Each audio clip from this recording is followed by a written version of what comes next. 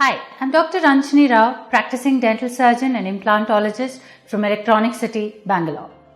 All of us understand, even the best brands of cars, the most expensive of cars that you buy, require maintenance. Periodically, they have to be taken to your mechanic. It requires to be overhauled. Certain parts need to be checked, cleaned, or refilled. Dental bridges and implants work exactly the same way. Once you have an artificial tooth in the form of a crown or a bridge in your mouth, it becomes mandatory that every 6 months you take yourself over to the nearest dentist, have them take a look at your bridge, do a prophylactic cleaning if required, assess the health of the bridge, and the dentist will be able to tell you if your bridge is in good condition, if it requires any follow-up care.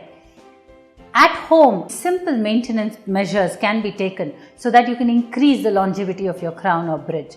A water pick, which is an oral irrigator, according to me is one of the best tools any of us can have. It's simple to use, economical, no chemicals involved, and it's a beautiful equipment that you can use to maintain your oral cavity, especially when you've got multiple crowns or bridges in your oral cavity.